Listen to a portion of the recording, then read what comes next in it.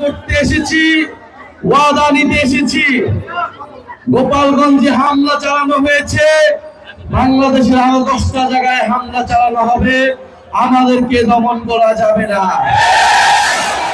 সংগ্রামী মুন্সিগঞ্জবাসী, মুজিববাদের বিরুদ্ধে যে লড়াই, যে যুদ্ধ আমরা ঘোষণা করেছি গণ অভ্যুত্থানের মধ্য দিয়ে, ফ্যাসিবাদী ব্যবস্থা বিলোপের যে লড়াই আমরা শুরু করেছি, এই লড়াই সমাপ্ত না করে আমরা শেষ থামবো না।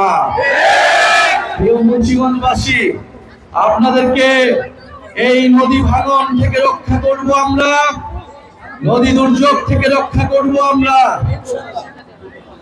এই মুন্সিগঞ্জের হাজারো মানুষ প্রবাসে থাকেন, আমরা সেই প্রবাসীদের ভোটাধিকারের পক্ষে কথা বলছি। অনেকে বলছে প্রবাসীদের কোনো অবদান নাই, তারা কেন ভোট দিবে? প্রিয় মুন্সিগঞ্জবাসী, আপনারা আপনাদের পরিবারের সদস্য যারা রয়েছে প্রবাসে, তাদেরকে সচেতন এবং সরব হতে বলুন। প্রবাসীরা বাংলাদেশের অংশ, আমরা তাদের ভোটাধিকার নিশ্চিত করব। প্রিয় মুন্সিগঞ্জবাসী, আজকে জুম্মাবার, আমরা সবাই মসজিদে যাব। এই মুন্সিগঞ্জের মসজিদে আমরা একত্রে আপনাদের সাথে নামাজ পড়ব। আমাদের সৌভাগ্য হয়েছে আপনারা আমরা একসাথে নামাজ পড়ব। আমরা আমাদের শহীদদের জন্য দোয়া করব, আহত ভাইদেরকে জন্য দোয়া করব, এবং আমরা দোয়া করব বাংলাদেশের উপর আল্লাহর রহমত আসবে।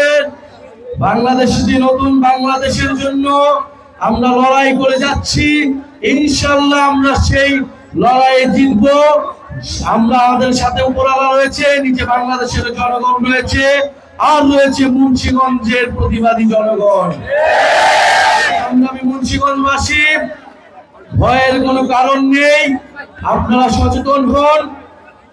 গণ অভ্যুত্থানে আপনার সন্তান জীবন দিয়েছে, আপনাকে এবার কথা বলতে হবে। এলাকায় এলাকায় পাড়ায় পাড়ায় আপনারা সরব হন, প্রতিবাদের সংস্কৃতি গড়ে তুলুন। ইনশাআল্লাহ আমরা যখন প্রতিবাদ করতে শিখেছি, আমরা আমাদের সকল অধিকার এবং আমাদের মর্যাদা নিশ্চিত